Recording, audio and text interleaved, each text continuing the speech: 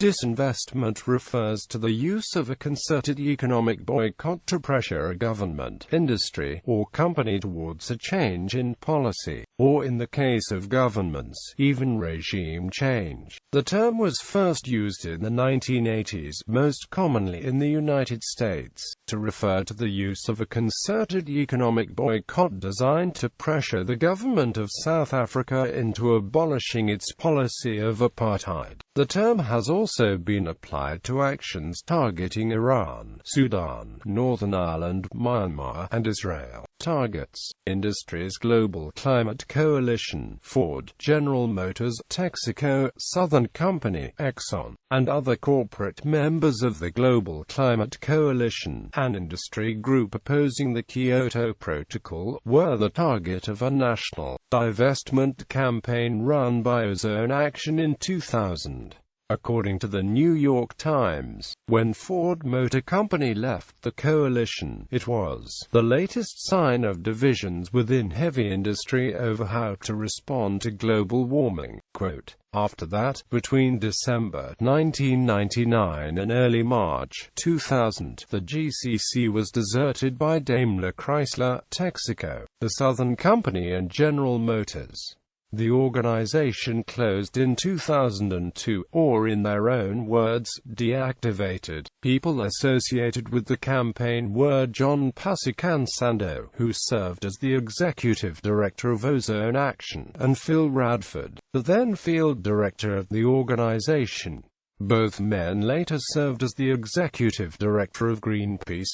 Tobacco industry, arms trade, fossil fuels industry, environment. There is a movement to disinvest from coal, oil and gas companies. It is a social movement which urges everyone from individual investors to large institutions to remove their investments from publicly listed oil, gas and coal companies, with the intention of combating climate change by reducing the amount of greenhouse gases released into the atmosphere, and holding the oil, gas and coal companies responsible for the role in climate change. Founder of the movement Bill McKibben, a researcher and academic from University of Victoria and creator of the webpage 350.org, stated, "If it is wrong to wreck the climate, then it is wrong to profit from the wreckage. We believe organizations that serve the public good should divest from fossil fuels." Company's Talisman Energy, because of its status as the main Western oil company in Sudan in the early 2000s. Nations. Iran. 18 American states have passed laws requiring the divestment of state pension funds from firms doing business with Iran. South Africa. The most frequently encountered method of disinvesting was to persuade state, county and municipal governments to sell the stock in companies which had a presence in South Africa, such shares having been previously placed in the portfolio of the state's, counties or city's pension fund. Several states and localities did pass legislation ordering the sale of such securities, most notably the city of San Francisco. An array of celebrities, including singer Paul Simon, actively supported the cause. Many conservatives opposed the disinvestment campaign, accusing its advocates of hypocrisy for not also proposing that the same sanctions be leveled on either the Soviet Union of the People's Republic of China. Ronald Reagan, who was the President of the United States during the time the disinvestment movement was at its peak, also opposed it, instead favoring a policy of constructive engagement with the Pretoria regime. Some offered as an alternative to disinvestment the so-called Sullivan Principles, named after Reverend Leon Sullivan, an African-American clergyman who served on the board of directors of General Motors. These principles called for corporations doing business in South Africa to adhere to strict standards of non-discrimination in hiring and promotions, so as to set a positive example. Northern Ireland. There was also a less well-publicized movement to apply the strategy of disinvestment to Northern Ireland, as some prominent Irish-American politicians sought to have state and local governments sell their stock in companies doing business in that part of the United Kingdom. This movement featured its own counterpart to the Sullivan Principles, known as the McBride Principles, which called for American and other foreign companies to take the initiative in alleviating alleged discrimination against Roman Catholics by adopting policies resembling affirmative action. The effort to disinvest in Northern Ireland met with little success, but the United States Congress did pass a law requiring American companies with interests there to implement most of the McBride Principles in 1998. Cuba, though in place long before the term disinvestment was coined, the United States embargo against Cuba meets many of the criteria for designation as such, and a provision more closely paralleling the disinvestment strategy aimed at South Africa was added in 1996,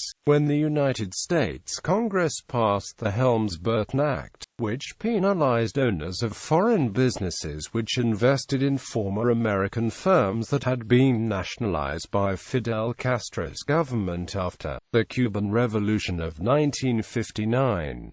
The passage of this law was widely seen as a reprisal for an incident in which Cuban military aircraft shot down two private planes flown by Cuban exiles living in Florida, who were searching for Cubans attempting to escape to Miami, Sudan. During the late 1990s and early 2000s, several Christian groups in North America campaigned for disinvestment from Sudan because of the Muslim-dominated government's long conflict with the breakaway, mostly Christian region of southern Sudan. One particular target of this campaign was the Canadian oil company, Talisman Energy, which eventually left the country and was supplanted by Chinese investors. There is currently a growing movement to divest from companies that do business with the Sudanese government responsible for genocide in Darfur, prompted by the state of Illinois, the first government in the USA to divest. Scores of public and private sector entities are now following suit. In New York City, Councilman Eric Jair recently introduced a resolution to divest city pension funds from companies doing business with Sudan. The recent divestment of assets implicated in funding the government of Sudan, in acknowledgement of acts of terrorism and genocide perpetrated in the Darfur conflict. In the United States, this divestment has taken place at the state level. It has also taken place at many North American universities, notably Cornell University, Harvard University, Case Western Reserve University, Queen's University, Stanford University, Dartmouth College, Amherst College, Yale University, Brown University, the University of California, the University of Pennsylvania, Brandeis University, the University of Colorado, American University, University of Delaware, Emory University, and the University of Vermont. The Sudan Divestment Task Force has organized a nationwide group which advocates a targeted divestment policy to minimize any negative effects on Sudanese civilians while still placing financial pressure on the government. The so-called targeted divestment approach generally permits investment in Sudan, and is thus radically different from the comprehensive divestment that ended apartheid in South Africa, because targeted divestment permits investment in hundreds of multinational corporate and private equity firms that support, lend legitimacy to, and pay taxes and graft to the government of Sudan. Policy experts suggest that this feel-good approach will have little impact on the Sudanese government's sponsorship of terrorism and genocide, because of the massive deficiencies in the so-called targeted divestment approach. Human rights advocates recommend the more comprehensive approach to divestment that has been taken by the state of Illinois. Under this approach, sponsored by State Senator Jacqueline Collins, public pensions are prohibited from investing in any corporation or private equity firm that conducts business in Sudan, unless authorized to do so by the U.S. government, Israel, others. Myanmar has also been the target of disinvestment campaigns. Divestment campaigns have also been directed against Saudi Arabia due to allegations of gender apartheid.